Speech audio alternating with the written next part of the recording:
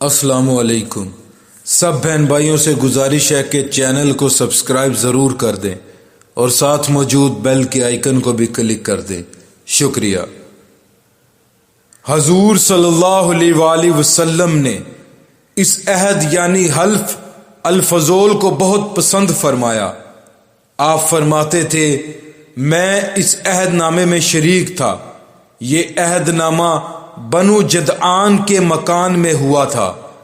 اگر کوئی مجھ سے کہے کہ اس عہد نامے سے دستبردار ہو جائے اور اس کے بدلے میں 100 اونٹ لے لے تو میں نہیں لوں گا۔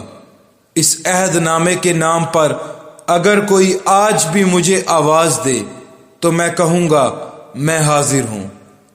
آپ کے اس ارشاد کا مطلب یہ تھا کہ اگر آج بھی کوئی مظلوم یہ کہہ کر آواز دے، اے حلف الفضول والو، تو میں اس کی فریاد کو ضرور پہنچوں گا، کیونکہ اسلام تو آیا ہی اس لیے ہے کہ سچائی کا نام بلند کرے اور مظلوم کی مدد اور حمایت کرے۔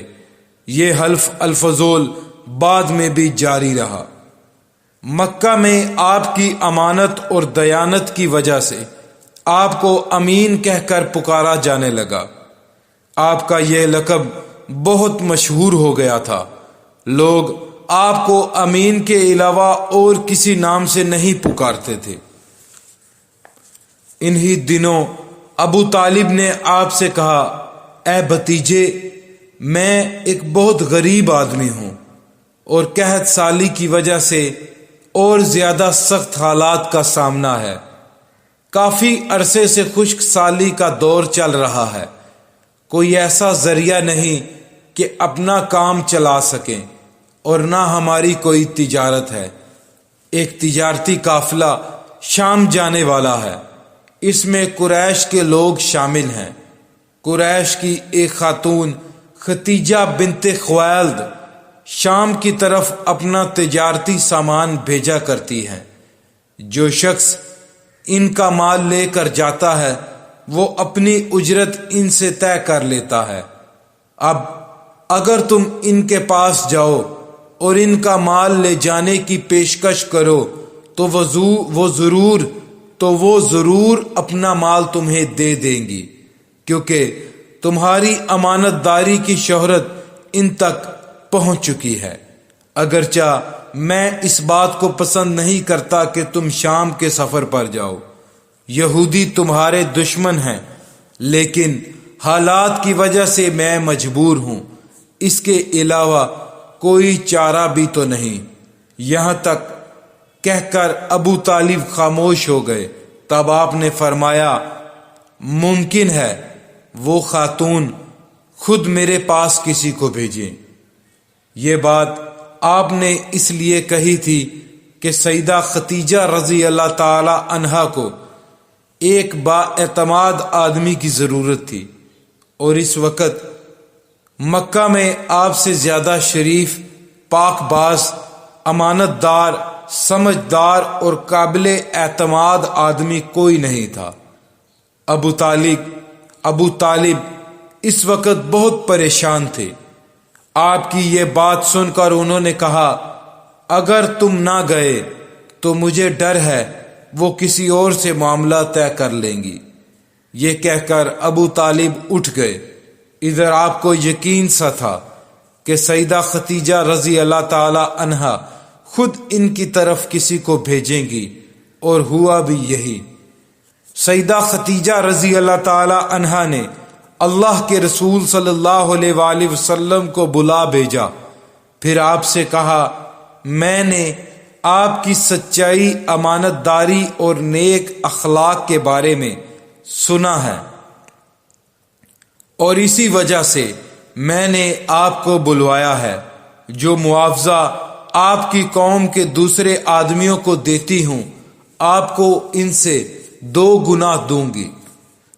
آپ نے ان کی بات منظور فرما لی۔ پھر آپ اپنے چچا ابو طالب سے ملے، انہیں یہ بات بتائی۔ ابو طالب سن کر بولے، یہ روزی اللہ تعالیٰ نے تمہارے لیے پیدا فرمائی ہے۔ اس کے بعد آپ سیدہ ختیجہ رضی اللہ تعالی عنہا کا سامان تجارت لے کر شام کی طرف روانہ ہوئے۔ سیدہ ختیجہ رضی اللہ تعالی عنہا کے غلام میسرہ آپ کے ساتھ تھے۔ روانگی کے وقت حضرت ختیجہ رضی اللہ تعالی عنہا نے میسرہ سے کہا، کسی معاملے میں ان کی نافرمانی نہ کرنا، جو یہ کہیں وہی کرنا، ان کی رائے سے اختلاف نہ کرنا۔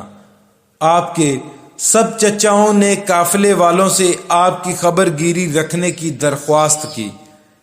اس کی وجہ یہ تھی کہ ذمہ داری کے لحاظ سے یہ آپ کا پہلا تجارتی سفر تھا، گویا آپ اس کام میں بالکل نئے تھے۔ ادھر آپ روانہ ہوئے، ادھر آپ کا معجزہ شروع ہو گیا۔ ایک بدلی نے آپ کے اوپر سایہ کر لیا، آپ کے ساتھ ساتھ چلنے لگے۔ جب آپ شام پہنچے تو بصرہ شہر کے بازار میں ایک درخت کے سائے میں اترے۔ یہ درخت ایک عیسائی راہب نستورہ کی خانقاہ کے سامنے تھا۔ اس راہب نے میسرہ کو دیکھا تو خانقاہ سے نکل آیا۔ اس وقت اس نے آپ کو دیکھا، آپ درخت کے نیچے ٹھہرے ہوئے تھے۔ اس نے میسرہ سے پوچھا، یہ شخص کون ہے جو اس درخت کے نیچے موجود ہے؟ میسرہ نے کہا، یہ ایک قریشی شخص ہے، حرم والوں میں سے ہیں۔ یہ سن کر راہب نے کہا، اس درخت کے نیچے نبی کے سوا کبھی کوئی آدمی نہیں بیٹھا۔ اللہ اکبر! مطلب یہ تھا کہ اس درخت کے نیچے آج تک کوئی شخص نہیں بیٹھا۔ اللہ تعالیٰ نے اس درخت کو ہمیشہ اس سے بچایا ہے کہ اس کے نیچے نبی کے سوا کوئی دوسرا شخص بیٹھے۔ اس کے بعد اس نے میسرہ سے پوچھا، کیا ان کی آنکھوں میں سرخی ہے؟ میسرہ نے جواب دیا، ہاں بالکل ہے، اور یہ سرخی ان کی آنکھوں میں مستقل رہتی ہے۔ اب نستورہ نے کہا، یہ وہی ہیں۔ میسرہ نے حیران ہو کر اس کی طرف دیکھا اور بولے، کیا مطلب یہ وہی ہیں؟ کون وہی؟ یہ آخری پیغمبر ہیں۔ کاش میں وہ زمانہ پا سکتا جب انہیں ظہور کا حکم ملے گا، یعنی جب انہیں نبوت ملے گی۔ اس کے بعد وہ چپکے سے آپ کے پاس پہنچا۔ پہلے تو اس نے آپ کے سر کو بوسہ دیا، پھر آپ کے قدموں کو بوسہ دیا اور بولا، میں آپ پر ایمان لاتا ہوں اور گواہی دیتا ہوں کہ آپ وہی ہیں جن کا ذکر اللہ تعالیٰ نے تورات میں فرمایا ہے۔ اس کے بعد نستورہ نے کہا، اے محمد، میں نے آپ میں وہ تمام نشانیاں دیکھ لی ہیں جو پرانی کتابوں میں آپ کی نبوت کی علامتوں کے طور پر درج ہیں۔ صرف ایک نشانی باقی ہے، اس لیے آپ ذرا اپنے کندھے سے کپڑا ہٹائیں۔ آپ نے اپنے شانہ مبارک سے کپڑا ہٹا دیا۔ تب نستورہ نے وہاں مہر نبوت کو جگمگاتے دیکھا۔ وہ فوراً مہر نبوت کو چومنے کے لیے جھک گیا، پھر بولا، میں گواہی دیتا ہوں کہ اللہ تعالیٰ کے سوا کوئی عبادت کے لائق نہیں، اور میں گواہی دیتا ہوں کہ آپ اللہ تعالیٰ کے پیغمبر ہیں۔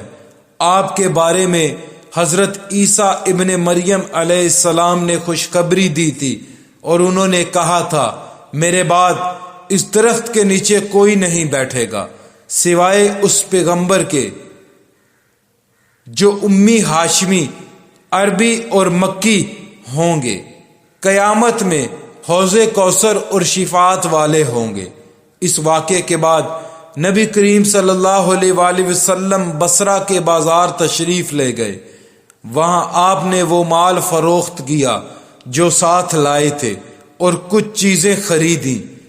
اس خرید و فروخت کے دوران ایک شخص نے آپ سے کچھ جھگڑا کیا اور بولا، لات اور عزا کی قسم کھاؤ۔ آپ نے فرمایا، میں نے ان بتوں کے نام پر کبھی قسم نہیں کھائی۔